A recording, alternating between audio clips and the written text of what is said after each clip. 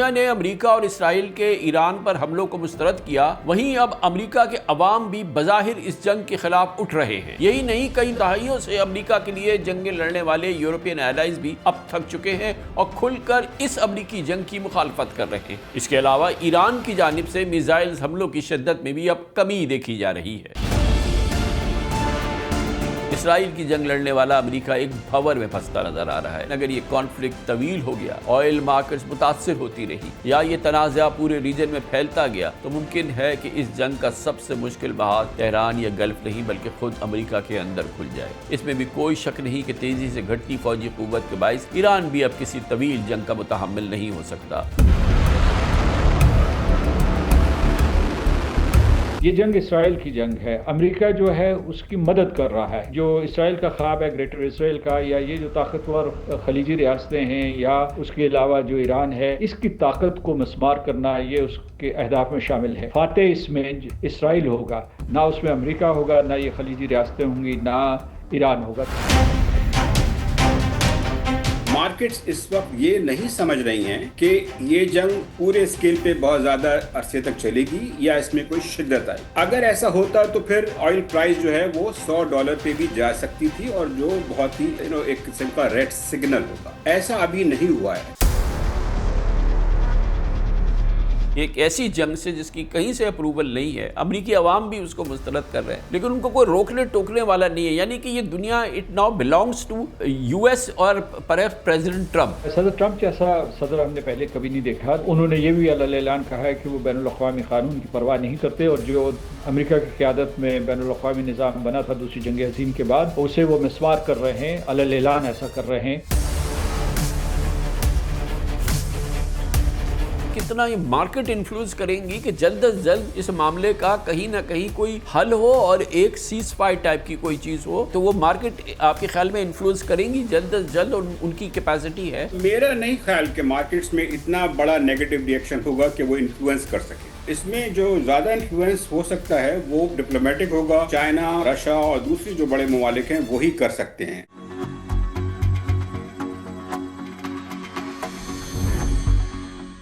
ایران کے خلاف جاری جنگ کے جھٹکے پوری دنیا محسوس کر رہی ہے۔ بظاہر آسمانوں میں امریکی اور اسرائیلی فائٹر جیٹس کی گھن گرج اور ایرانی میزائلز کی آگ اس جنگ کی اصل تصویر لگتی ہے، مگر اس کے پیچھے پبلک اوپینین، پولیٹیکل ڈیفرنسز اور عالمی قوتوں کے درمیان اعلانیہ اور خاموش محاذ کھل چکے ہیں۔ اس بیک گراؤنڈ میں سب سے اہم پیش رفت امریکہ میں آج سامنے آ رہی ہے، جہاں اس جنگ کے پہلے ہفتے کے دوران ہی امریکی عوام میں امریکہ، اسرائیل اور ایران کی جنگ کے بارے میں شدید ہچکچاہٹ اور بے چینی بڑھ رہی ہے۔ صدر ٹرمپ کے لیے یقیناً یہ ایک بڑی پریشانی کی خبر ہے کہ امریکہ میں تازہ سروے ظاہر کر رہے ہیں کہ امریکی عوام کی اکثریت ایران کے خلاف ان کی مہم جوئی کی بالکل حامی نہیں ہے۔ گویا جہاں دنیا نے امریکہ اور اسرائیل کے ایران پر حملوں کو مسترد کیا، وہیں اب امریکہ کے عوام بھی بظاہر اس جنگ کے خلاف اٹھ رہے ہیں۔ یہ بہت امپورٹنٹ ڈیولپمنٹ ہے۔ امریکی عوام اس جنگ کو تسلیم نہیں کر رہے۔ یہی نہیں، کئی دہائیوں سے امریکہ کے لیے جنگیں لڑنے والے یورپین ایلائز بھی اب تھک چکے ہیں اور کھل کر اس امریکی جنگ کی مخالفت کر رہے ہیں، جبکہ صرف 6 دن کی جنگ نے گلوبل اکانومی کی چولیں ہلا دی ہیں اور مستقبل کو خدشات سے بھر دیا ہے۔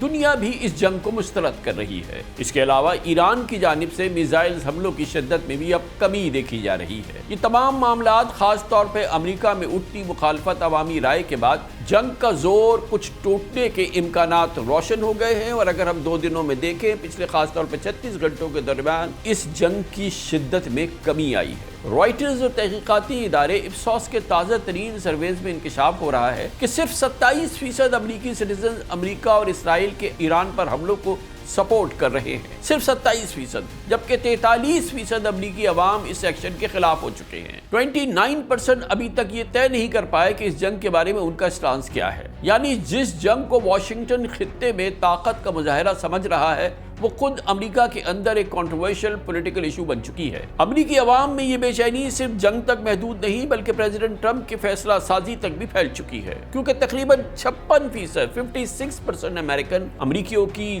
میجورٹی کہہ رہی ہے کہ صدر ٹرمپ نے ایران کے خلاف طاقت کے استعمال کا فیصلہ بہت جلدی میں کیا ہے۔ عراق اور افغانستان کی 2 دہائیوں کی طویل جنگ نے امریکن سوسائٹی میں بیرون ملک طویل جنگوں کے خلاف ایک گہری تکن پیدا کر دی ہے۔ ایران کے خلاف نئی مہم اس پرانی یاد کو تازہ کر رہی ہے۔ دلچسپ بات یہ ہے کہ یہ اختلاف صرف عوام میں نہیں بلکہ امریکی سیاست کو بھی بری طرح سے جھنجھوڑ رہا ہے۔ ریپبلکن ووٹرز کی اکثریت ایران کے خلاف امریکی جنگ کی حمایت کر رہی ہے، لیکن ڈیموکریٹس اور آزاد ووٹرز کی بڑی تعداد اس کے خلاف ہے۔ یہاں تک کہ ریپبلکن سرکلز کی سپورٹ بھی انکنڈیشنل نہیں ہے۔ رائٹرز اور اپسوس کے سروے کے مطابق تقریباً 42% ریپبلکن ووٹر کا کہنا ہے کہ اگر اس جنگ میں امریکی فوجیوں کی ہلاکتیں شروع ہو گئی تو وہ اپنی حمایت کو واپس لے لیں گے۔ یہ کہنا ہے صدر ٹرمپ کی ریپبلکن پارٹی کا بھی، گویا کہ ان کو کلی حمایت نہ ریپبلکن کی حاصل ہے اور نہ ہی ڈیموکریٹس کی۔ گویا اس بحث نے واضح کر دیا کہ جیسے ہی جنگ کی قیمت امریکن سوسائٹی کو چکانی پڑی، سیاسی ایٹماسفیئر بالکل بدل جائے گا۔ یہ بات تو پہلے دن سے واضح ہے کہ اس جنگ کے اثرات صرف وار زون تک محدود نہیں رہیں گے، بلکہ گلوبل اکانومی بھی اس کے جھٹکے محسوس کرے گی، جو کہ اس وقت پوری شدت سے محسوس کر رہی ہے۔ جنگ شروع ہوتے ہی گلوبل آئل مارکیٹس میں بے چینی پھیل گئی تھی اور قیمتوں میں تیزی سے اضافہ ہوا۔ اس کی بنیادی وجہ اسٹریٹ آف ہارمز کی بندش ہے، جہاں سے تقریباً 20% گلوبل آئل سپلائی گزرتی ہے۔ اس راستے میں رکاوٹ نے گلوبل اکانومی کا پہیہ جام کر دیا، اور یہی وجہ ہے کہ امریکی عوام کی رائے کو بھی اب یہ تمام حالات اور یہ معاملات بری طرح سے متاثر کر رہے ہیں۔ رائٹرز اور اپسوس کے ہی پول کے مطابق 45% امریکنز کا کہنا ہے کہ اگر اس جنگ کی وجہ سے پیٹرول اور فیول پرائسز بڑھتی ہیں تو وہ اس جنگ کی حمایت کو مزید کم کر دیں گی۔ جیسا کہ اکنامک ایکسپرٹس خبردار کر رہے تھے، آئل پرائسز میں اضافہ ہو رہا ہے، جس کے امریکی اکانومی پہ واضح اور وسیع اثرات سامنے آ رہے ہیں۔ ٹرانسپورٹ کے اخراجات بڑھ رہے ہیں، ایئر ٹریول بہت مہنگا ہو گیا ہے، اور اگر جہاز چلنے شروع ہو جائیں تو پھر یہ اس میں مزید دباؤ آئے گا۔ فوڈ پرائسز بھی اوپر جا سکتی ہیں۔ ایسے وقت میں جب امریکہ پہلے ہی مہنگائی کے پریشر سے نمٹنے کی کوشش کر رہا ہے، اس کے عوام مہنگائی کے پریشر سے گھبرا رہے ہیں، مڈل ایسٹ کی ایک بڑی جنگ اکانومی کے لیے نئی مشکلات پیدا کر رہی ہے، اور یہ کیفیت پریزیڈنٹ ٹرمپ کے لیے نومبر میں ہونے والے مڈ ٹرم الیکشن میں شکست کا باعث بن سکتی ہے۔ یہ جنگ ٹرمپ کو بہت مہنگی پڑ سکتی ہے۔ دوسری جانب انٹرنل پریشر کے ساتھ ٹرمپ کو اپنے یورپی الائز اتحادیوں کی مخالفت کا بھی سامنا ہے۔ برطانیہ اور اسپین کے رہنماؤں نے کھل کر اس جنگ پر سوالات اٹھا دیے۔ برطانوی پرائم منسٹر کیر سٹارمر نے واضح طور پر کہا کہ کسی جنگ میں شامل ہونے کے لیے لیگل جسٹیفیکیشن چاہیے، کلیئر اسٹریٹجی ضروری ہے، اور صرف ایئر اسٹرائکس کے ذریعے کسی ملک میں رجیم چینج نہیں ہوتی۔ The United Kingdom was not involved in the initial strikes on Iran by the US and Israel. That decision was deliberate. We believe that the best way forward for the region and for the world is a negotiated settlement. President Trump has expressed his disagreement with our decision not to get involved in the initial strikes. But it is my duty to judge what is in Britain's national interest. That is what I've done, and I stand by it. Spain کے prime minister Pedro Sanchez نے بھی اس سے زیادہ سخت موقف اختیار کرتے ہوئے خبردار کیا، ٹرمپ کو بھی خبردار کیا، اور کہا کہ دنیا کو کروڑوں لوگوں کی تقدیر کے ساتھ رشین رولیٹ نہیں کھیلنا چاہیے۔ Las potencias involucradas en este conflicto deben cesar.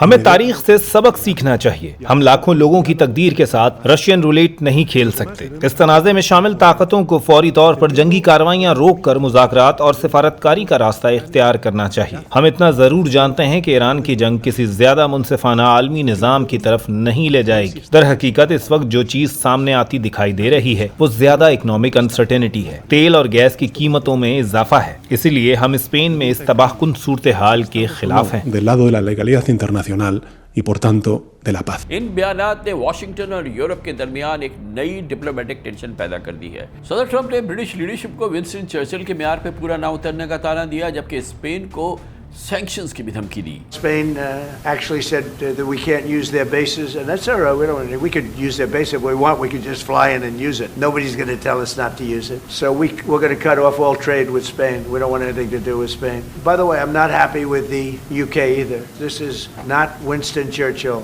that we're dealing with. یہ تمام مسائل ایسے وقت میں سامنے آئے جب امریکہ اسرائیل کے ہمراہ ایران کے خلاف پوری قوت سے شروع کی گئی جنگ کے عین بیچ میں ہے۔ مختلف ملٹری اور سیٹلائٹ تجزیات کے مطابق صرف چند دنوں میں ایران کے اندر 2000 سے زائد ٹارگٹس کو نشانہ بنایا گیا ہے۔ بے رحمی کی انتہا ہے، اور ایران کو ایک فلیٹ کرنے کی ایک کارپٹ بمبنگ کا اس وقت سامنا ہے۔ میزائل اڈے، فضائیہ کے مراکز، ڈرون تنصیبات، نیول بیسز، کمانڈ سینٹرز اس مہم کا نشانہ بنے ہیں، حتیٰ کہ تقریباً ایران کے تمام بڑے ہاسپٹلز بھی اس کا نشانہ بن چکے ہیں۔ امریکی حکام کا دعویٰ ہے کہ اب تک 20 سے زائد ایرانی نیول شپس کو تباہ کیا جا چکا ہے اور میزائل لانچرز کے بہت بڑی تعداد میں جو اڈے تھے ان کو تباہ کیا گیا ہے۔ The Iranian Air Force is no more, built for 1996, destroyed in 2026. The Iranian Navy rests at the bottom of the Persian Gulf. Combat ineffective, decimated, destroyed, defeated, pick your adjective. In fact, last night we sunk their prize ship, the Soleimani. Looks like POTUS got him twice. Their Navy not a factor. Pick your adjective. It is no more. یقیناً یہ back ground ہے اور اس کی وجہ سے ایران کی فوجی قوت نرم پڑ رہی ہے۔ ایرانی افواج کی کوشش ہے کہ وہ اپنے میزائلز اور ڈرونز کسی لمبی جنگ کے لیے محفوظ کرتے رہیں اور آزادانہ اندھا دھند استعمال سے پرہیز کریں۔ اسی وجہ سے اب ایران کے عرب ریاستوں پر حملوں میں 36 گھنٹوں میں بڑی کمی آ چکی ہے۔ یو اے ای کی ڈیفنس منسٹری کے نمبرز کے مطابق جنگ کے پہلے ہی دن 137 بیلسٹک میزائل فائر کیے گئے تھے یو اے ای میں، مگر 4 دنوں کے اندر ہی یہ رفتار ڈرامائی انداز میں کم ہو گئی ہے۔ امریکی فوج کے chairman joint chief of staff general Dan Caine کے مطابق ایرانین بیلسٹک میزائل حملوں کی رفتار میں تقریباً 86% کمی آ چکی ہے اور پچھلے 36 گھنٹوں میں اس میں مزید 23% کمی ہوئی ہے۔ ویسٹرن آفیشلز کا کہنا ہے کہ اس کی وجہ سے وہ امریکی اور اسرائیلی ایئر اسٹرائکس ہیں جو مسلسل ایران پہ کیے گئے ہیں اور جس کے ذریعے ایران کے میزائل لانچرز، ویئر ہاؤسز اور لاجسٹک نیٹ ورکس کو تباہ کیا گیا ہے۔ Iran's theater ballistic missile shots fired are down 86% from the first day of fighting, with a 23% decrease just in the last 24 hours. And their one-way attack drone shots are down 73% from the opening days. This progress has allowed CENTCOM to establish localized air superiority across the southern flank of the Iranian coast and penetrate their defenses with overwhelming precision and firepower. We will now begin to expand inland, striking progressively deeper into Iranian territory and creating additional freedom of maneuver for US forces. تاہم ایران کے drone attacks اب بھی جاری ہیں۔ یہ نہیں ہے کہ ایران کے ڈرون اٹیکس ختم ہو گئے۔ یو اے ای کے ڈیفنس ڈیٹا کے مطابق ایران نے سینکڑوں شاہد ڈرونز گلف ریجن کی طرف بھیجے۔ مجموعی طور پہ 900 سے زائد ڈرون صرف یو اے ای کی طرف آئے، جن میں سے زیادہ تر کو روک لیا گیا، مگر 65 ڈرونز اپنے ٹارگٹس تک پہنچنے میں کامیاب بھی ہوئے۔ ان ڈرونز کے ذریعے بحرین کے شہر منامہ میں امریکی نیول انسٹالیشن، قطر میں امریکی ریڈار اسٹیشن، دبئی میں امریکن کونسلیٹ، ریاض میں امریکن ایمبیسی کو نشانہ بنایا گیا۔ کل کیپٹل ہل میں ایک بند کمرہ بریفنگ میں ڈیفنس سیکرٹری پیٹ ہیگسٹ اور chairman joint chief of staff general Dan Caine نے امریکی کانگریس کے ممبران کے سامنے اعتراف کیا کہ ایران کے شاہد ڈرونز توقع سے زیادہ بڑا مسئلہ بن گئے۔ ان ڈرونز کی کم بلندی پر پرواز کی صلاحیت اور سست رفتار انہیں پکڑنے یا مار گرانے کو انتہائی مشکل بنا دیتی ہے اور بہت مہنگا بناتی ہے۔ Tom, how significant is the concern that U.S. air defense may not be able to intercept many of these Iranian drones? It is significant and it is growing. The Shahed 136 kamikaze. The Iranians have been working on this for years. They send many of them in precisely because if you have a system out there that can't stop all of them, you only need 10% to get through to do a tremendous amount of damage, as we have been seeing in these videos in various places. One of the concerns here is also that the cost of the systems to stop these is higher than the cost of the drones. Their use of drones is forcing the US to fight a type of battle that the Iranians would prefer, even as the US tries to turn that weapon back against them. یہ کوئی اکیلا درد سے سر نہیں ہے۔ اسرائیل کی جنگ لڑنے والا امریکہ ایک بھنور میں پھنستا نظر آ رہا ہے۔ اگر یہ جنگ مختصر اور فیصلہ کن ثابت ہوئی تو واشنگٹن اسے ایک اسٹریٹجک کامیابی کے طور پہ پیش کر سکتا ہے، لیکن اگر یہ کانفلکٹ طویل ہو گیا، آئل مارکیٹس متاثر ہوتی رہی یا یہ تنازع پورے ریجن میں پھیلتا گیا، تو ممکن ہے کہ اس جنگ کا سب سے مشکل محاذ تہران یا گلف نہیں بلکہ خود امریکہ کے اندر کھل جائے۔ یہی وہ سوال ہے جو اب پوری دنیا کے سامنے کھڑا ہے کہ کیا یہ جنگ واقعی تیزی سے ختم ہونے والی ہے یا ایک ایسے طویل کرائسس کی ابتدا ہے جو نہ صرف مڈل ایسٹ بلکہ گلوبل پالیٹکس اور اکانومی کو ہلا کے رکھ دے گی۔ بہرحال اس جنگ کا خاتمہ جلد از جلد خاتمہ یقیناً پوری دنیا کی سب سے اولین اور فوری ترجیح ہے، لیکن بے شک یہ اب امریکی رائے عامہ کی مخالفت کی وجہ سے پریزیڈنٹ ٹرمپ کے لیے بھی ایک بہت بڑی پرائیورٹی بن رہی ہے۔ اس میں بھی کوئی شک نہیں کہ تیزی سے گھٹتی فوجی قوت کے باعث ایران بھی اب کسی طویل جنگ کا متحمل نہیں ہو سکتا۔ بہت جلد وہ وقت آئے گا جب امریکہ اور ایران اس جنگ اور اس کے اسباب کو مذاکرات کی میز پر سمیٹنے کے لیے مجبور ہوں گے، یہ ایسا کرنے پہ مجبور ہوں گے، ایسا ہوگا، نہیں ہوگا تو شاید دنیا مجبور کرے۔ اس موضوع پر بات کرنے کے لیے ہمارے ساتھ موجود ہیں محترم مسعود خان صاحب، پاکستان کے سیزنڈ ڈپلومیٹ، سابق سفیر پاکستان کے یونائٹڈ اسٹیٹس میں، چائنا میں اور اقوام متحدہ میں بھی پاکستان کے مستقل مندوب رہے ہیں۔ ہمارے ساتھ فائنینشیل افیئرز پہ، اکانومی پہ بات کریں گے جناب یوسف نظر، سابق ہیڈ تھے ایمرجنگ مارکیٹ انویسٹمنٹس میں سٹی گروپ میں، اور یوسف نظر صاحب ہمیں بتائیں گے کہ آج مارکیٹس کا موجودہ رد عمل اور آنے والا رد عمل جو ہے وہ اس پوری صورتحال کے نتیجے میں ہم کیا دیکھ سکتے ہیں۔ بہت بہت شکریہ خان صاحب، مسعود خان صاحب، یوسف نظر صاحب۔ ایمبیسڈر مسعود خان صاحب، پہلے آپ فرمائیے گا کہ ایک ایسی جنگ جس میں کہ امریکہ اور اسرائیل موجود ہے، یہ ایک انوکھی جنگ ہے دنیا کی حالیہ تاریخ کی، جس کو کہ نہ اقوام متحدہ کی حمایت حاصل ہے، جس کو نہ اقوام متحدہ کے سامنے رکھا گیا، جس کو نہ یہ کہ امریکہ کے اتحادیوں کی حمایت حاصل ہے، نہ ان کے سامنے اس کو ڈسکس کیا گیا، نہ اس کو امریکی کانگریس کی حمایت حاصل ہے، نہ اس کو امریکی کانگریس کے سامنے رکھا گیا، مگر اس کے باوجود پوری قوت سے جنگ جاری ہے، دنیا دیکھ رہی ہے، اور اس کے جو اسباب ہیں وہ سامنے نظر آ رہے ہیں، اور اس کے جو اثرات ہیں وہ سامنے نظر آ رہے ہیں، اور دنیا خاموشی سے دیکھ رہی ہے۔ ایک بالکل نیا منظر ہے اس پوری دنیا کے لیے۔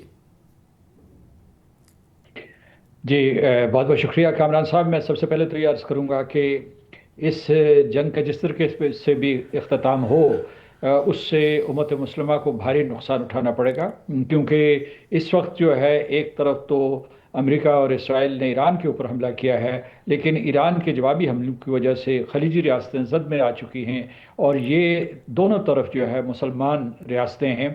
خلیجی ریاستیں جیسا کہ آپ کو معلوم ہے وہ اپنی خوشحالی کی وجہ سے، معاشی ترقی کی وجہ سے پہچانی جاتی تھی، امن اور سکون کی وجہ سے پہچانی جاتی تھی، اور اس لیے دنیا بھر سے لوگ جو ہے وہاں سرمایہ کاری کے لیے بھی آتے تھے، رہائش کے لیے بھی آتے تھے۔ تو وہ نظام درہم برہم ہوا ہے، کیا اس کے لیے دھچکا عارضی ہوگا یا مستقل، یہ ابھی معلوم نہیں ہے، لیکن امت مسلمہ کو اور مسلمانوں کی طاقتور ترین قوموں کو بہت بڑا نقصان پہنچا ہے، اور فاتح اس میں جنگ جیسے بھی ختم ہو اسرائیل ہوگا، نہ اس میں امریکہ ہوگا، نہ یہ خلیجی ریاستیں ہوں گی، نہ ایران ہوگا۔ دوسری چیز جو آپ نے بہت ہی جامع تجزیہ کیا اور اس میں آپ نے بہت سے جوابات بھی دے دیے، ایک چیز میں واضح کرنا چاہتا ہوں، وہ یہ ہے کہ سوال یہ اٹھتا ہے کہ یہ جنگ اس کے مقاصد کیا ہے؟ تو جو مقاصد ہیں جو بیان کیے گئے ہیں امریکی قیادت کی طرف، صدر ٹرمپ ہوں یا ان کے vice president J D Vance ہوں یا پھر جو ان کے وزیر دفاع ہیں پیٹ ہیگسیت، تو انہوں نے متضاد بیانات دیے ہیں۔ اب ان کے لیے جو ہے ایک جسٹیفیکیشن یہ ہو سکتی ہے کہ وہ ایک قسم کا دشمن کو جو ہے واضح اشارہ نہیں دینا چاہتے کہ اس کے مقاصد کیا ہیں، لیکن یہ ہے کہ کم از کم ان کو اپنی پبلک کو ضرور بتانا چاہیے کہ کیا وہ دہشت گردی کا خاتمہ چاہتے ہیں، وہ نیوکلیئر پروگرام کا خاتمہ چاہتے ہیں، کیا وہ وہاں ریجیم چینج چاہتے ہیں، کیا پھر جو ہے ان کی میسائل انڈسٹری تباہ کرنا چاہتے ہیں، یا پھر جو ہے اس خطے میں ایک نیا نظام لانا چاہتے ہیں۔ تو اس کے بارے میں ان کی پبلک جو ہے پوچھ رہی ہے، اور خود جو ہے ان کے کانگریس کے لیکن خان صاحب اس کے تو مختلف وہ جواب دے رہے ہیں نا، کبھی کچھ کہتے ہیں کبھی کچھ کہتے ہیں، اس میں ابہام ہے بے پناہ، اس میں کنفیوژن ہے، نہ خود امریکہ کے اندر نہ امریکہ کے باہر کوئی اس کو سمجھ پا رہا ہے کہ وہ اینڈ گیم چاہتے کیا ہے، شاید ان کو پتہ بھی نہیں ہے کہ وہ اینڈ گیم کیا ہے۔ یہ درست کہا آپ نے۔ تو میں یہ کہتا ہوں کہ اس کی وجہ سے جو ہے یعنی یہ خود جو ہے اس ابہام کی وجہ سے جو ہے جنگ کے مقاصد کے بارے میں کچھ معلوم نہیں کہ وہ کیا کرنا چاہتے ہیں۔ اب دوسری طرف چلتے ہیں طوالت کے اعتبار سے، تو طوالت کے سلسلے میں بھی متضاد بیانات آ رہے ہیں، اور بتدریج جو ہے وہ تبدیل کیے جا رہے ہیں۔ پہلے کہا گیا تھا کہ 3 سے 4 ہفتے ہوں گے، پھر کہا گیا کہ ہم 2-3 دن میں ان کو ختم کر دیں گے، پھر یہ کہا کہ یہ لمبی جنگ ہو سکتی ہے، پھر یہ بھی کہا کہ بوٹس آن دا گراؤنڈ بھی ہو سکتے ہیں۔ تو اس میں بھی ابہام اس وجہ سے رکھا گیا ہے، اور وہ یہ کہتے ہیں کہ جی ہم اس کے بارے میں جتنی بھی اسٹریٹجک اطلاعات ہیں وہ میڈیا کو، ذرائع ابلاغ کو نہیں دے سکتے یا پبلک کو نہیں دے سکتے۔ بند کمروں میں بھی جو لوگ جنہوں نے مثلا کانگریس کے لوگ جنہیں اعتماد میں لیا گیا، وہ ڈیموکریٹس ہوں یا ریپبلکنس، ان کو بھی کوئی واضح تصویر نہیں دی گئی۔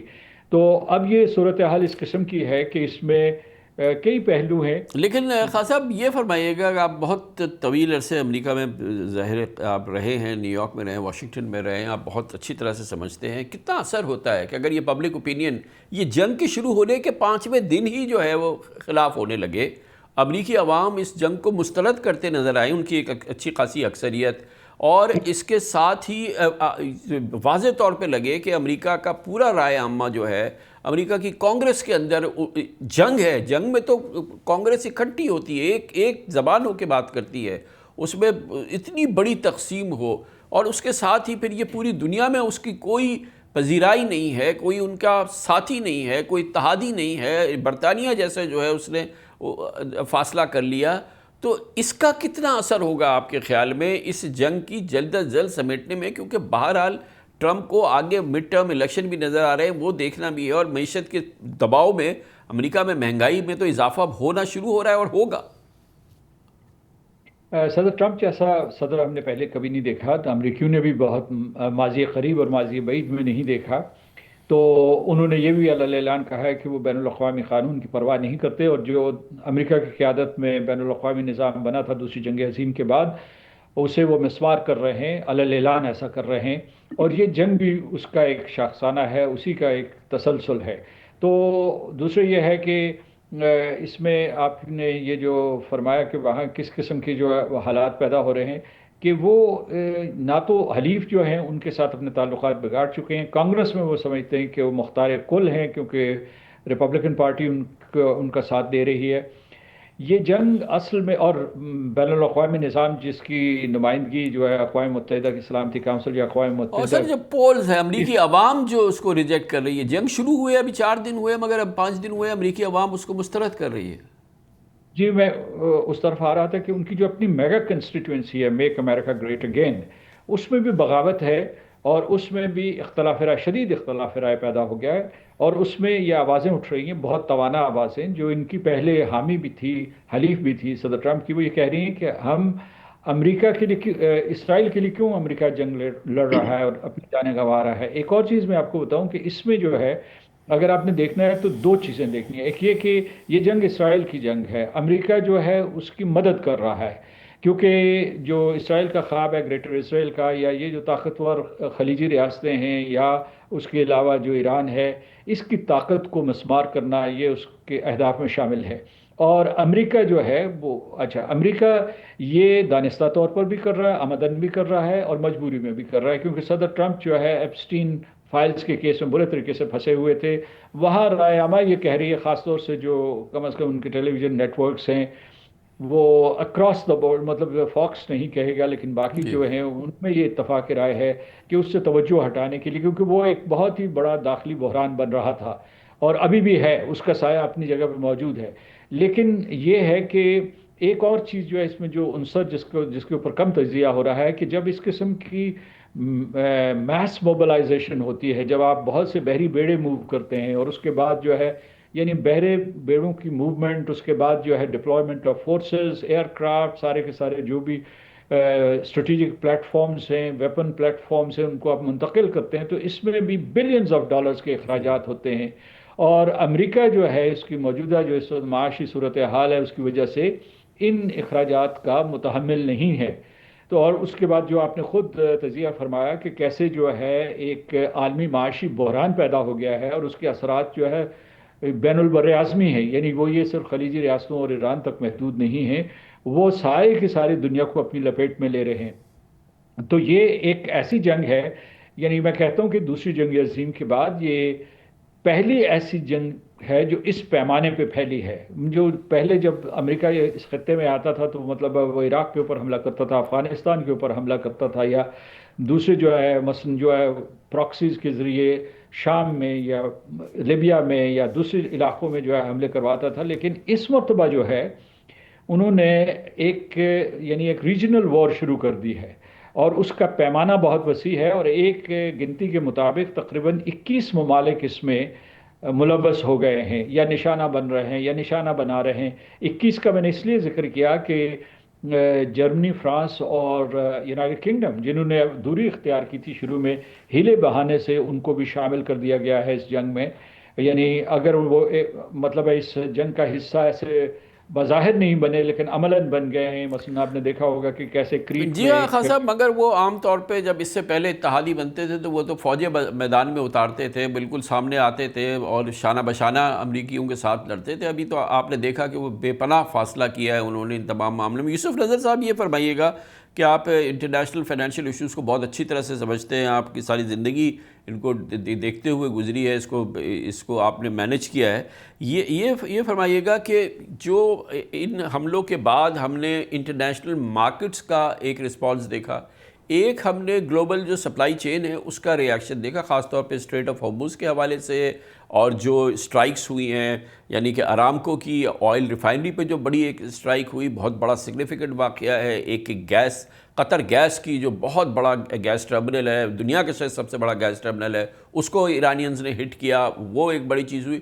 اس نے ایک بڑی کھلبلی مچائی. ان انرجی کے معاملے میں تو بڑی کھلبلی مچی, لیکن اوور آل اگر ہم دیکھیں تو جو مارکیٹس ہیں, یعنی کہ جو S&P ہے یا نیسڈیک ہے یا یہ جو یورپین مارکیٹس ہیں, اکثر میں جو ہے وہ ہم نے کوئی شدید پینک کی صورتحال نہیں دیکھی ابھی تک ہے. یوسف نذر صاحب. جی شکریہ کامران بھائی, آپ نے بڑا اچھا جو ہے اس کا پورا ریویو کیا اور بہت اچھا تبصرہ کیا پروگرام کے آغاز میں. اور جہاں تک تعلق ہے جو اکنامک پلیئرز ہیں, فائنینشیل پلیئرز ہیں, عام طور پہ یہ لوگ جو آئل پرائس ہوتی ہے, خاص طور پہ برینٹ کی جو پرائس ہے, یہ بڑا سگنیفیکنٹ گیج ہے. اور وہ کچھ اس طرح سے ہے کہ جب کانفلکٹ شروع ہوا تھا تو یہ پرائس میں اضافہ ہونا شروع ہوا, $80 پہ بیرل پہ پہنچی, پھر 84 پہ, اور پچھلے کچھ 2 دن میں اس میں تھوڑی سی کمی واقع ہوئی ہے, اس وقت $82 پر ہے. اس کا مطلب کیا ہے؟ اس کا مطلب یہ ظاہر ہوتا ہے کہ مارکیٹس اس وقت یہ نہیں سمجھ رہی ہیں کہ یہ جنگ پورے اسکیل پہ بہت زیادہ عرصے تک چلے گی یا اس میں کوئی شدت آئے. اگر ایسا ہوتا تو پھر آئل پرائس جو ہے وہ $100 پہ بھی جا سکتی تھی, اور جو بہت ہی ایک قسم کا ریڈ سگنل ہوتا. ایسا ابھی نہیں ہوا ہے. اس کی شاید وجہ جو ہے وہ جو آن دا گراؤنڈ سچویشن ہے, جس طرح سے حالات جو ہیں سامنے آ رہے ہیں, اور اس میں ایک بات تو بڑی واضح ہے, بڑی کلیئر ہے, اور وہ یہ ہے کہ ایران کو اپنی جو ایئر اسپیس ہے اس پہ مکمل کنٹرول نہیں ہے, اور اس وجہ سے ان پہ حملے بالکل بڑی شدت سے ہو رہے ہیں. تہران میں جس طرح ہو رہے ہیں, یہ تک کہا گیا ہے کہ وہاں کارپیٹ بامبنگ ہوئی ہے, وہاں ایران میں 1000 سے زیادہ جو ہیں لوگ اپنی جانوں سے ہاتھ دھو بیٹھے ہیں.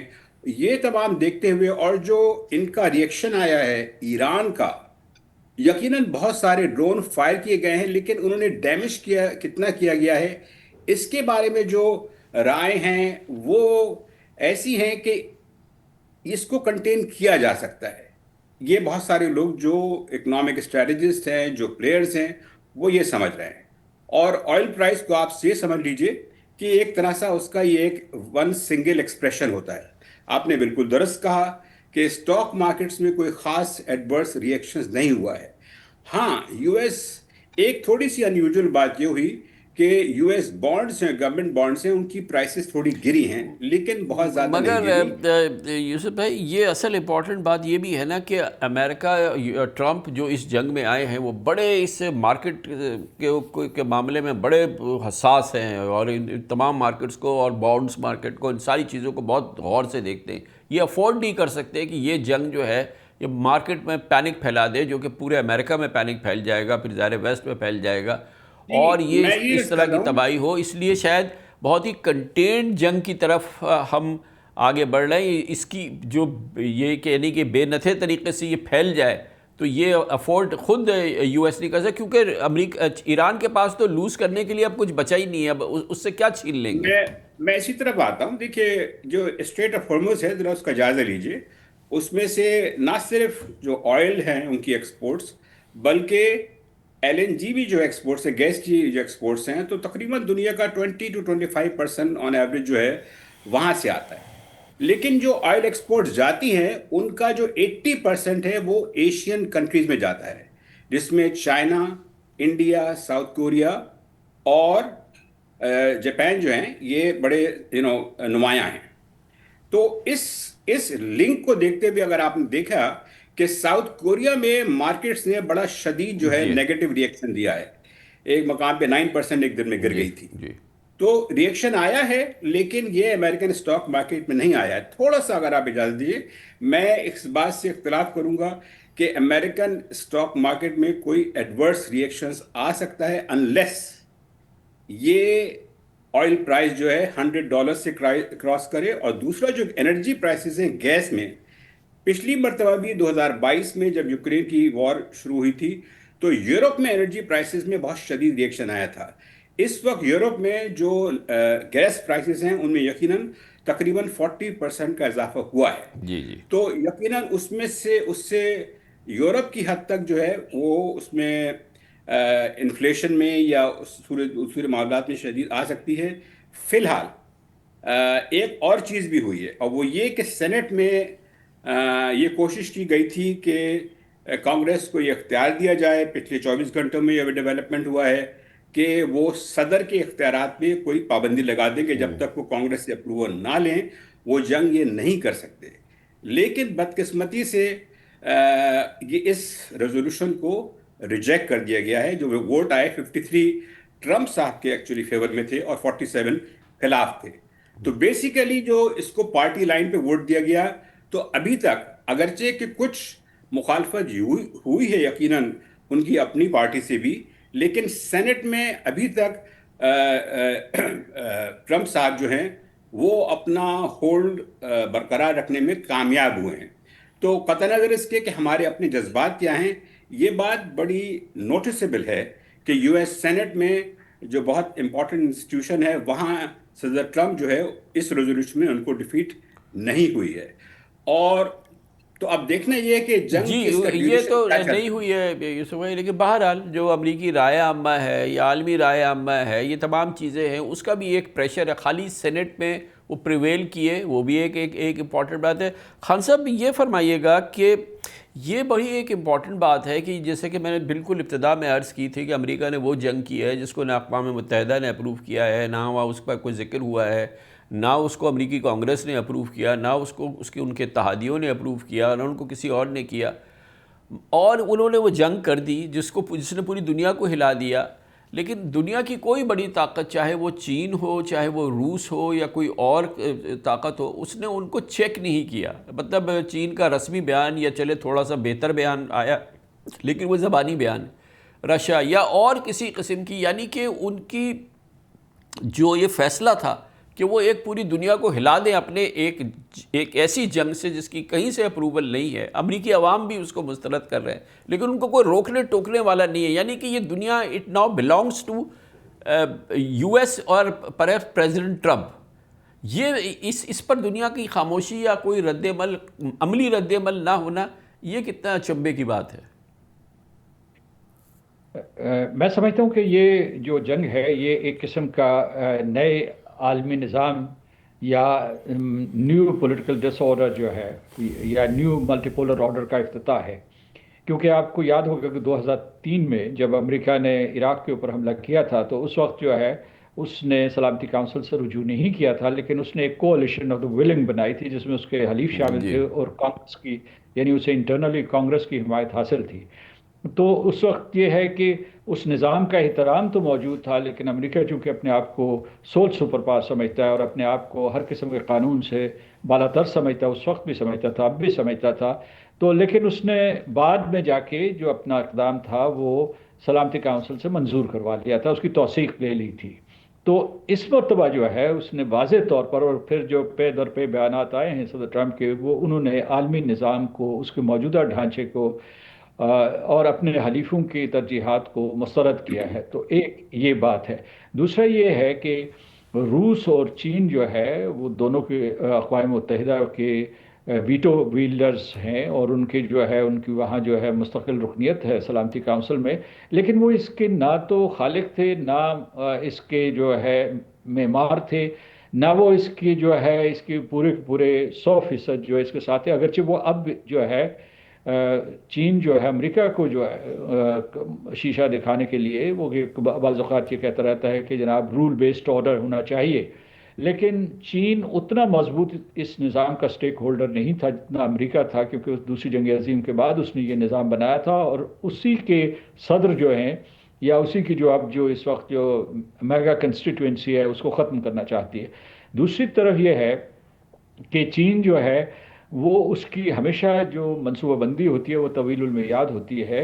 वो मुझे यकीन है कि पस पर्दा दर पर्दा जो है ईरान की पूरी मदद कर रहा है जहाँ तक टेक्नोलॉजी का ताल्लुक है, और जो रूस है उसके साथ उसके स्ट्रेटेजिक ताल्लुक है, उसका एक मुआहिदा भी मौजूद है और इनकी पस पर्दा जो है मदद हो रही है। लेकिन वो दूसरा कदम नहीं उठा सकता, यानी इससे आगे जाके नहीं कदम उठा सकता। दो कदम, एक जो है सलामती काउंसिल में इजलास हुआ, उन्होंने बयानात दिए, लेकिन अगर अमेरिका बाहर है तो सलामती काउंसिल का कोई भी फैसला गैर मौसर होगा। लेकिन दूसरा कदम ये हो सकता था कि वो फौजी तौर पर आगे बढ़कर मदद करता ईरान की। वो इसलिए नहीं कर सकता क्योंकि उसकी जो अपनी तवील मनसूबाबंदी है उसके मुताबिक वो किसी किस्म का कोई ख़तरा मोल नहीं लेना चाहता 2049 तक, जब उनके 100 साल मुकम्मल होंगे, जब उन्होंने मुकम्मल आज़ादी हासिल की थी 1949 में। और उस वक्त तक वो इसका चीन का मेयार ज़िंदगी, उसके बाद उनकी अस्करी सलाहियत को इस सतह पे ले जाना चाहते हैं कि उनको कोई चैलेंजर दुनिया में मौजूद ना हो। अगर वो इस वक्त ये गलती करते हैं कि किसी किस्म के कोई फ़ौजी मुदाखलत करते हैं तो ये तीसरी जंग अज़ीम छिड़ सकती है। और जो बहरी बेड़े यहाँ मौजूद हैं, यानी बहरा हिंद में और उसके बाद अरेबियन सी में, इनकी तादाद तो मुंतकिल हो सकती है ताइवान के इर्द गिर्द, और उसके बाद बहरुल कायल में जो अमेरिका के और चीन के जो बहरी बेड़े मौजूद हैं वो एक दूसरे के साथ मुतसादिम हो सकते हैं। तो और दूसरा ये है कि इसकी वजह से एक चीज़ के बारे में क़यास किया जा सकता है कि वो फ़र्ज़ कीजिए कि चीन के जहन में ये ख्याल आएगा, और जो अमेरिका में माहिरीन हैं वो हमेशा से पेशगोई करते रहे कि चीन ये मनसूबाबंदी करता है कि 2027 तक वो ज़रूर जो है एक हमला करेगा और ताइवान को वापस ले लेगा। अब जो बग़ैर किसी कानून के, बग़ैर किसी कानूनी मदद के और बग़ैर अवाम की राय आमा को मद्देनज़र रखते हुए सदर ट्रंप ने यह हमला कर दिया है इसराइल के कहने के ऊपर, तो वो उसके लिए एक किस्म का जवाब बन गया है कि वो, और इससे पहले वेनेजुएला में भी किया है ना साहब, अभी तो वेनेजुएला में भी किया है जी, वेनेजुएला में किया है, तो वो उसके लिए एक किस्म की दहलीज बन गई है, थ्रेश होल्ड बन गई है उसूलों की बुनियाद के ऊपर कि भाई कम अज़ कम ये अगर एक दूसरे मुल्क के ऊपर इस तरीके से हमला कर सकते हैं तो वो फिर क्यों जो है बैनुल अक़वामी क़वाइद और ज़वाबित का ख्याल रखें और अपने इलाके को यानी ताइवान को अपने साथ ज़म न करें। मैं समझता हूँ कि चीनी इतने ज़हीन व फ़तीन हैं कि वो ये भी नहीं करेंगे, क्योंकि वो इस कम अज़ कम इस वक्त जो मौजूदा क्राइसिस के दायरे के अंदर इस किस्म का कोई इक़दाम नहीं करेंगे जिससे एस्कलेशन बढ़ जाए। क्योंकि एस्कलेशन, ये आप याद रखिएगा कि चीन का असल रसूख जो है वो 140 ममालिक में है बेल्ट एंड रोड इनिशिएटिव की वजह से, और उसकी वजह से ये है कि उसकी मईशत एक मुल्क के अंदर है, उसकी एक बैनुल अक़वामी मईशत है, और अगर वो इस किस्म के एस्केलेटरी स्टेप्स लेता है तो वो बैनुल अक़वामी मईशत जो है वो मुतज़लज़ल हो जाती है, वॉलेटाइल हो जाती है, और उसके लिए भारी नुकसानात होंगे। एक आखिरी नुक्ता इस सिलसिले में ये है कि चीन अगर कोई इस किस्म का कदम उठाता है तो उसके अंदर जो कम्युनिस्ट पार्टी ने बड़ी मजबूती से एक निज़ाम रखा है उसमें दरारें पैदा हो सकती हैं, उसमें खलिफशार पैदा हो सकते हैं, और इस तरीके से ये बिलवास्ता तौर पर अमेरिका और मगरबी ममालिक की फतह हो सकती है। तो यूसुफ नज़र साहब ये फरमाइएगा कि बहरहाल सबसे इम्पॉर्टेंट चीज़ इसमें इकॉनमी है, मार्केट्स हैं, बिज़नेस है। अच्छा, ईरान की इकॉनमी पहले ही इतनी डैमेज है, इतनी वीकेंड है कि उसका ये कोई बहुत बड़ा स्टेक नहीं है, और अब इस जंग में आने के बाद रोज़ाना ज़ाहिर है कि hundreds of millions of dollars का ख़र्चा हो रहा है, ये तमाम चीज़ें जो वो इकॉनमी मज़ीद नहीं सह सकती। मगर ज़ाहिर है कि ये जज्बाती और नज़रियाती और ये एग्जिस्टेंशियल थ्रेट है ईरान को, उसकी वो जंग लड़ रहे हैं। लेकिन दूसरी जानिब तो ये मार्केट्स या इकॉनमी या तमाम जो पूरा माशी निज़ाम है, और ये तो अमेरिका के लिए क्रिटिकली इम्पॉर्टेंट है, और ये ऐसे हालात रहें तो इसका सारा नुकसान और सारा बोझ तो वहाँ आएगा। तो मैं ये जानना चाहता हूँ कि कितना ये मार्केट इन्फ्लुएंस करेंगी कि जल्द अज जल्द इस मामले का कहीं ना कहीं कोई हल हो और एक सीज़ फायर टाइप की कोई चीज़ हो और कोई निगोशिएटेड सेटलमेंट की तरफ जो है वो जाएं, तो वो मार्केट आपके ख्याल में इन्फ्लुएंस करेंगी जल्द अज जल्द, और उनकी कैपेसिटी है? कानन साहब, मेरा नहीं ख्याल कि मार्केट्स में इतना बड़ा नेगेटिव रिएक्शन होगा कि वो इन्फ्लुएंस कर सकें। और اس میں جو زیادہ انفلوئنس ہو سکتا ہے وہ پورا ڈپلومیٹک ہوگا، وہ چائنا، رشیا اور دوسری جو بڑے ممالک ہیں وہی کر سکتے ہیں۔ ایک بات اور بھی ہے، ایران کی جو ایکسپورٹس ہیں تقریباً 80% سے زیادہ جو ہیں وہ چائنا کو جاتی ہیں، لیکن چائنا کی جو اپنی ڈپینڈنسی ہے مڈل ایسٹ پہ وہ اتنی بہت زیادہ نہیں ہے، اس لیے کہ ان کا سب سے بڑا جو انرجی کا سورس ہے وہ کوئلہ ہے۔ لیکن جو اس طرح سے، اور میں نے پہلے بھی عرض کیا کہ جو اسٹریٹ آف ہرمز سے نکلتا ہے وہ 80% جو آئل ہے وہ ایشیا کی جو بڑی معیشتیں ہیں وہاں جاتا ہے۔ تو ویسٹ کی بہت زیادہ ڈائریکٹ ڈپینڈنس جو تقریباً 30-35 سال پہلے ہوتی تھی مڈل ایسٹ جو آئل پہ، وہ کافی کم ہو چکی ہے، اور یہ بہت اہم بات ہے۔ اسی وجہ سے ہم یہ دیکھ رہے ہیں کہ مارکیٹس اس شدت سے ریئیکٹ نہیں کر رہی جیسا کہ مثال کے طور پر 1973 میں کیا گیا تھا۔ تو یقیناً یہ ایک اور سناریو بھی ہے کہ ایران جو ہے وہ ایک لمبی چونکہ ان کی پورا جو ان کی ایگزسٹنس ہے وہ تھریٹ میں ہے، ان کے ہاں بہت لوگ جو ہیں نظریاتی ہیں، وہ اپنی جانیں دینے بھی تیار ہیں، تو یہ جنگ طول پکڑ سکتی ہے۔ لیکن یہ پھر ایک کنونشنل، میرا نہیں خیال کہ یہ کوئی بہت لمبی کنونشنل جنگ ہوگی۔ آپ دیکھ چکے ہیں کہ حزب اللہ کے ساتھ، حماس کے ساتھ، پھر شام میں کیا ہوا، تو یہ ایک بہت بڑا آلریڈی مطلب ظاہر ہے کہ اس کی ایک سٹیم، اس کی قوت کتنی دیر تک آپ کیا کر سکتے ہیں، اور ظاہر ہے کہ ایران کو پتہ ہے کہ اس کی ایک کاسٹ ہے کہ اب ان کا ٹارگٹ تو ساری گلف سٹیٹ ہے، عرب سٹیٹس ہے، کتنا ان کے ساتھ کریں گے، کل کو اگر حالات صحیح ہوتے ہیں تو پھر کیسے دنیا سے ڈیل کریں گے، سینکشنز امریکہ کے ساتھ ہے، ویسٹ کے ساتھ ان کے ہیں نہیں۔ تو کہنے کی بات یہ ہے کہ یہ سخت جو ہے کہ کب تک لڑنا ہے، مسلسل لڑنا ہے، یہ بہرحال کسی حد تک جو ہے وہ کم ہونی ہے، اور پھر روزانہ کی جو جس طریقے سے اسرائیل اور امریکہ کی بمباری ہو رہی ہے، اور جو وہاں پہ مصیبت ہے، اکانومی، تمام چیزیں، تو بہرحال یہ کہیں نہ کہیں جا کے تو اس کو ٹھہرنا ہے نا۔ جی نہیں، بالکل آپ صحیح فرما رہے ہیں۔ اس میں ایک اور فیکٹر بھی ہے کہ جو رشیا کا دیکھیے، جو رشیا اور سیریا کے تعلقات تھے وہ اس کی ایک بڑی طویل بیک گراؤنڈ ہے اور ہم سب کو پتہ ہے۔ لیکن سیریا کے ساتھ جیسا ہوا، جیسا اسرائیل نے اور امریکہ نے القاعدہ کے فارمر لوگوں کو وہاں استعمال کیا اور پھر ایک اپنی مرضی کی جو ہے لانے کی کوشش کی حکومت، جو لیبیا میں ہوا، تو اس میں رشیا جو ہے ڈپلومیٹیکلی ایک طرح سے بیک فٹ پہ چلا گیا ہے، اور وہ خود جو ہے اپنی وار میں، جو یوکرین وار میں، اس میں اتنا زیادہ باک ڈاؤن ہے کہ رشیا کے پاس اب وہ کیپیسٹی اتنی نہیں ہے کہ وہ کوئی انفلوئنس کر سکے۔ تو بیسیکلی صرف ایک چائنا ایک ایسا ملک ہے جس کے پاس اتنا اسٹیچر ہے، اتنی اکنامک پاور ہے کہ وہ انفلوئنس کر سکے۔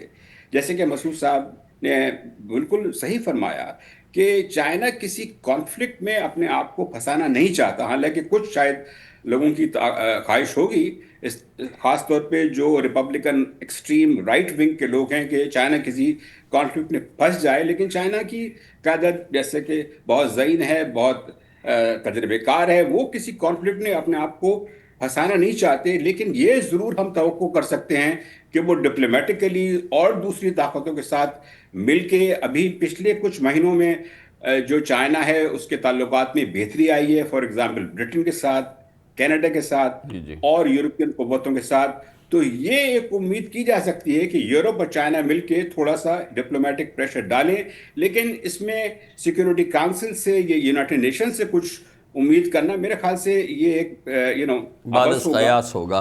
خان صاحب یہ فرمائیے گا کہ بہرحال جیسے کہ ساری دنیا جانتی ہے، آپ نے بھی شروع میں عرض کیا اور ہمیں معلوم ہے کہ اینڈ گیم کیا ہے اور کیا آبجیکٹیو ہے اصل امریکیوں کا، وہ واضح نہیں ہے، بہت ابہام ہے، شاید انہیں خود بھی پوری طرح سے نہیں پتہ۔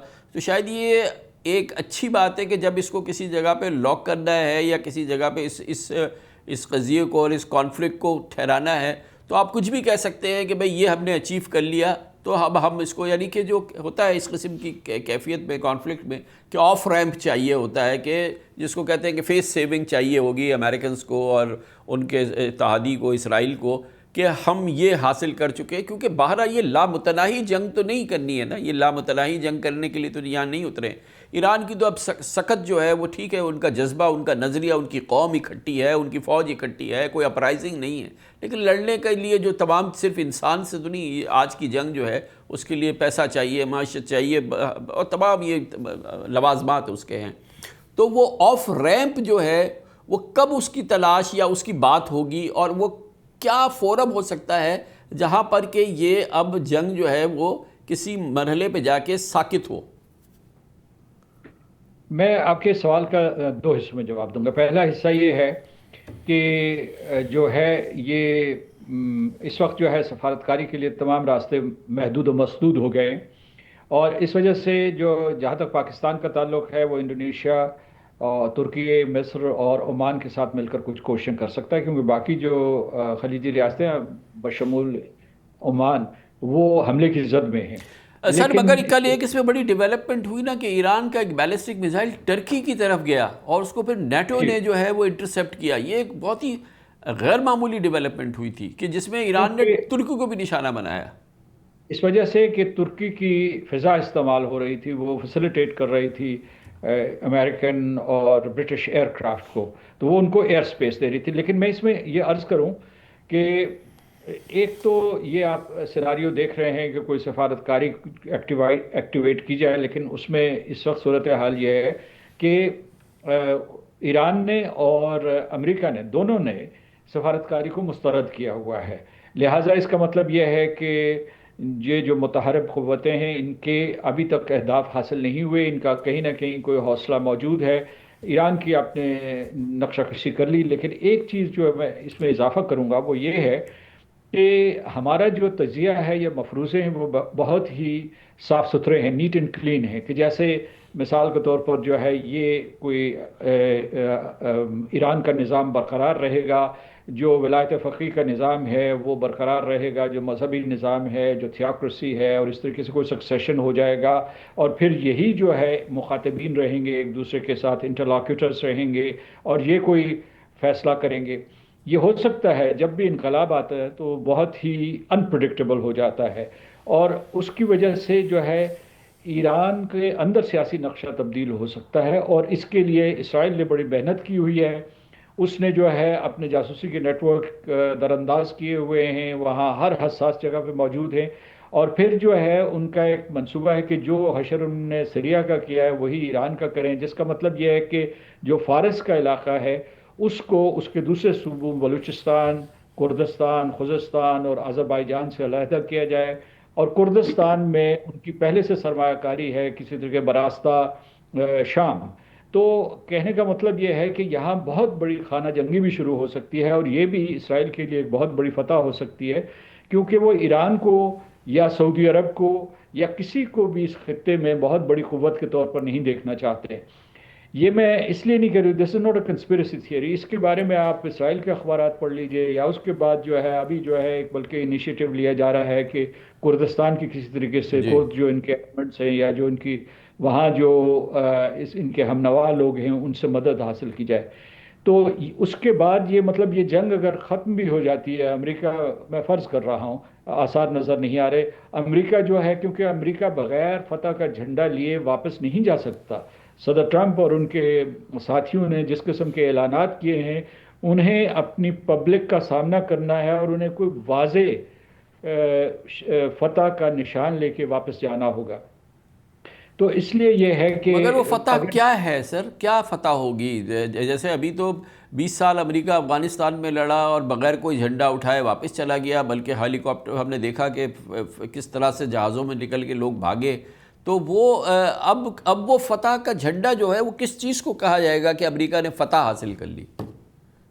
یہ امریکہ کی رائے عامہ کے سامنے، پبلک کے سامنے وہ خود وضع کرتے ہیں، پھر اس کے لیے جو ہے ان کی وہ جو انفارمیشن کی مشینری ہوتی ہے وہ اس کے لیے راہ ہموار کرتی ہے، وہ شکست کو فتح میں تبدیل کر سکتے ہیں اور فتح کو بڑھا چڑھا کے بیان کر سکتے ہیں۔ جیسے گزشتہ برس آپ نے دیکھا ہوگا کہ صدر ٹرمپ نے یہ کہا تھا کہ فردو، نتنز اور اصفہان کے اوپر ان جو حملے کیے تھے انہوں نے مکمل طور پر ایران کی جوہری استعداد کو ختم کر دیا ہے، لیکن دوبارہ آئیں کہ جناب وہ تو ایک ہفتے میں یا 2 ہفتے میں 11 یا 12، یہ نتن یاہو کے بیانات ہیں اور اس کے امریکہ کی بھی جو کہیں بعض گشت سنائی دے رہی ہے کہ 11 یا 12 نیوکلیئر وار ہیڈز بنانے کی پوزیشن میں تھے، اس لیے انہیں حملے کرنے پڑے۔ ان میں سے بہت سے جواز جو دیے ان میں سے ایک جواز انہوں نے یہ بھی دیا ہے۔ تو امریکہ کے لیے ایک سیاسی مجبوری ہے، مطلب صدر ٹرمپ کے لیے۔ آپ نے سوال صحیح پوچھا ہے کہ ان کے لیے فتح کیا چیز، کیا نشان، کیا علامت، کیا اچیومنٹ ہو سکتی ہے، تو اس میں بنیادی طور پر وہ یہ ہے کہ ایک تو انہوں نے جو ہے ڈیکیپیٹیٹ کر دیا ہے رہبر اعلیٰ کو، اس کو ایک ٹرافی کے طور پر لے جا سکتے ہیں۔ دوسرا یہ کہہ سکتے ہیں کہ جو ان کی بچی کھچی جوہری استعداد تھی اس کو ختم کر دیا۔ اس کے بعد یہ ہے کہ اگر واقعی وہاں رژیم چینج ہو گئی، کیونکہ میں یہ آپ کو بتا رہا ہوں کہ آپ سن 1979 میں چلے جائیے، وہاں بھی انقلاب ایک دم نہیں آ گیا تھا، اس بالاقساط آیا تھا کہ پہلے ابراہیم یزدی تھے، مصطفیٰ قطب زادہ تھا، مہدی بازرگاہ تھا، پھر ان کی آپس میں جو ہے خانہ جنگی ہوئی، اور اس کے بعد بڑی مشکل سے جو ہے یہ اس زمانے میں اسلامک ریپبلکن پارٹی ہوتی تھی، اسلامک ریپبلکن پارٹی، اس نے اپنا تسلط قائم کیا، پھر مذہبی عناصر جو تھے ان کی برتری حاصل ہوئی۔ تو اس وقت یعنی ایران میں دوبارہ وہ کیفیت، ایک انقلاب کی کیفیت وہ پیدا کر چکے ہیں، وہ سکسیشن کی شکل میں ہو،